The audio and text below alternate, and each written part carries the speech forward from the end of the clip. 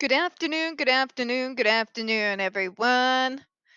Welcome to another episode of Spilling Tea. I'm your host, Tiffany Daniels. We are going back to that horrible world known as the JRC, but before we do the usual disclaimers, and yes, I am coming in during VTO time so that I can actually sleep at a decent hour tonight. All right, folks, if you are unfamiliar with the Stop the Shocks campaign or the campaign against the troubled teen industry, you're going to find all the pertinent links right there in the description box. Please, in particular, take note of the article written by NeuroClastic, a small non for profit started by autistics for autistics. In it, they interviewed over 900 ABA professionals in regards to the JRC's so called behavior modification program. The Judge Roteberg Educational Center doesn't want you to read that article so much. They threatened NeuroClastic with a defamation lawsuit if they did not remove it from the website. NeuroClastic refused, you know the drill. Don't forget to read the article and share it on all your social media. Also included in there is NeuroClastic's public statement regards to the defamation lawsuit threat, as well as a link to their GoFundMe. We are crowdfunding just in case the JRC ever does actually see through with their threats. Trigger warning one, folks, when we discuss places like the Judge Rotenberg Educational Center or Agape Boarding School for Boys, you're going to hear vivid descriptions of and catch clips of surveillance footage of people with mental health issues and disabled people being tortured and abused. If you got young children present, please use the headphones. Trigger warning 2, this channel is marked not for kids for a reason. We use profanity on occasion and speak on dark subjects. If your child is 16 and younger and they're watching this, very obviously parental supervision is advised, all right? Okay, so where we left off the other day, because remember, we had to divide this in half. All right. We were in reference, remember when they were trying to say that a frozen response is an improvement? Yeah, we're going back to that. Somebody shoot me. Particularly in the case of certain aggressive, non self injurious behavior, this change in behavior is not necessarily an improvement for the patient. Replacing aggressive behaviors such as curses, threats, or striking out against others with a lack of all responsiveness is not necessarily an improvement on the patient's well being. It's literally what it says it is, folks. It's non responsive. Means nothing. You get nothing. It's not just a stop of the troubling behavior, it's a complete, utter shutdown. There's not going to be some intelligent conversations.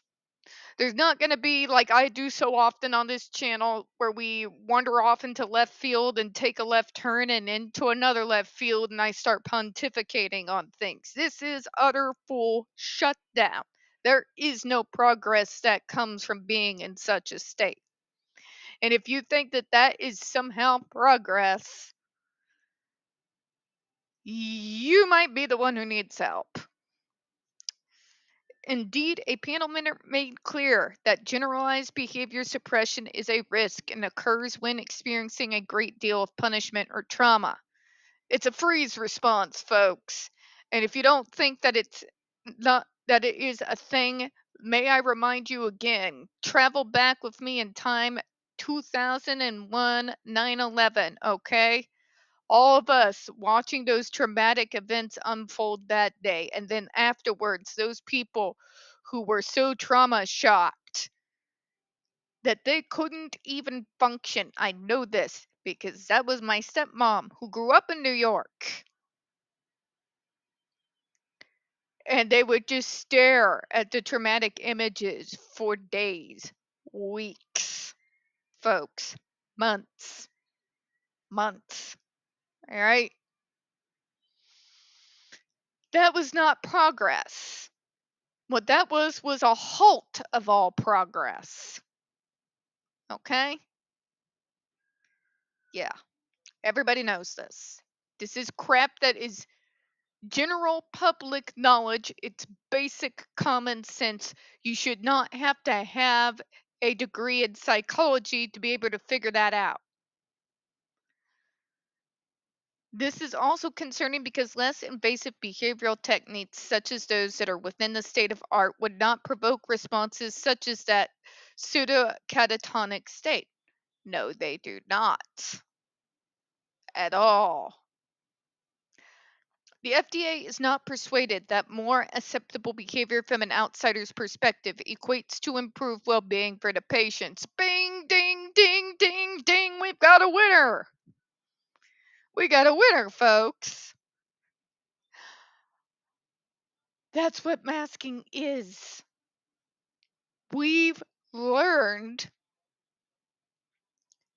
how to mask being fine, being okay, because we've got this shit figured out that if we any way, shape, or form get any kind of evidence that something's not okay, particularly if we do it in our usual autistic manner, we know what comes next, right? We're not in any mood. So yeah, having to literally state that traumatizing a person to a psychological state of complete, utter, unresponsive shutdown is not an improvement to anyone who's sane. Alright? Okay, folks. FDA continues to regard generalized behavioral suppression such as pseudo-catatonic reactions like Andre McCollins had for 2 months. 2 months. You gonna call that progress to him and his mom?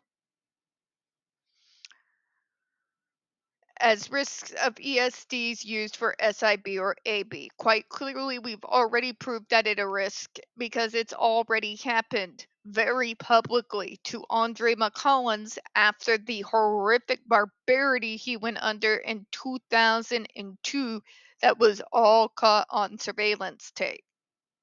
We have the link to that, by the way, in the description box, all right?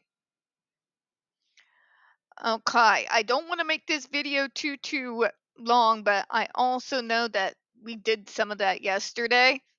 So I'm going to go ahead and shoot into the comment and I'll get the responses in the next couple of videos I intend to do after this, all right?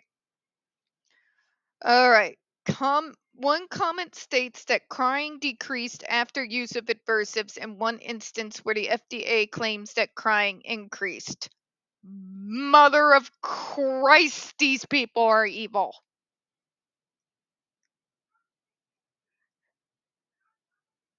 Anybody come out who watched this show who grew up in the 90s? You know? Stop your crying or I'll give you something to cry about. It doesn't mean that the impact, the sadness, the fear and terror has gone away, folks. It means because we know that the JRC uses crying, screaming, begging to stop as a sign of aggression, as a survival tactic, you would probably work to try with your whole soul to not cry so that you don't get shocked more. All right? The comment trying to say, but that means what the FDA is saying isn't true. Yes, it is, Karen. My lack of crying in some of the most horrific abusive situations that I have been in, that have been perpetuated upon me.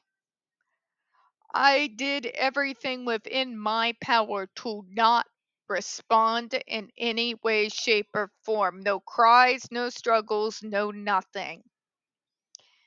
It was a survival tactic.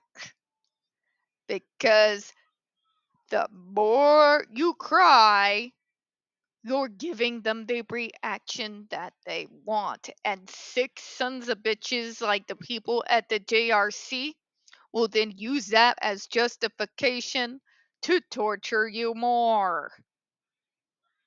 Okay?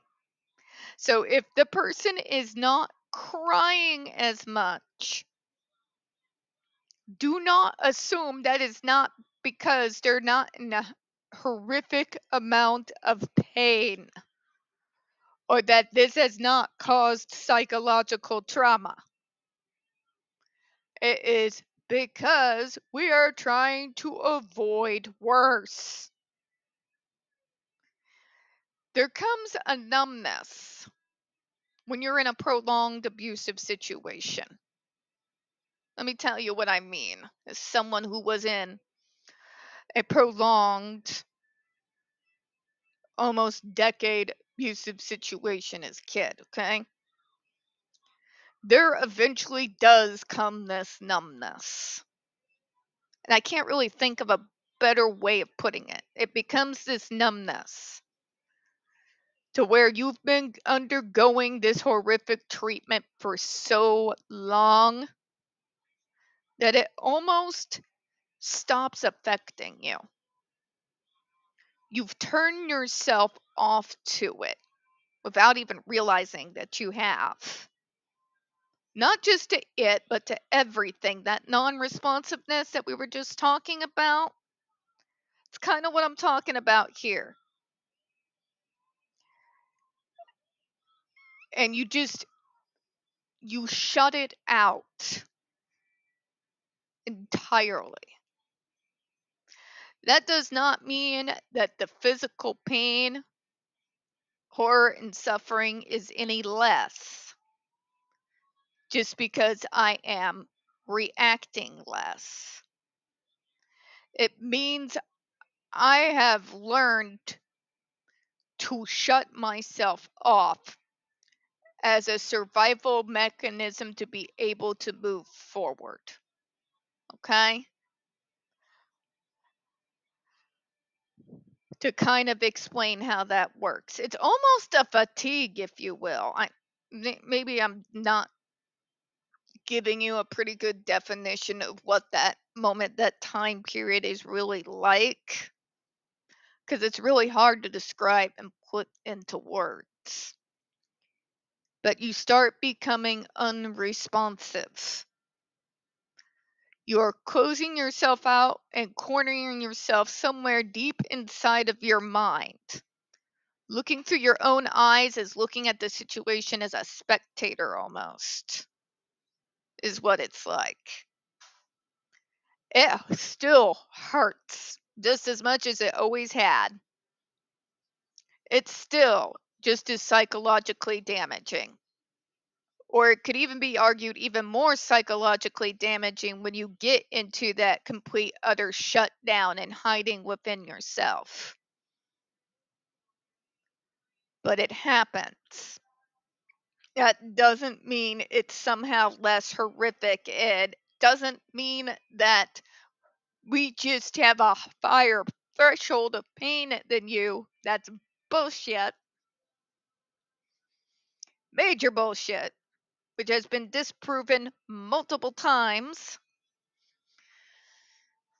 It just means we've learned, we've conditioned ourselves to not react to the trauma being inflicted upon us as a means of surviving to see the next day.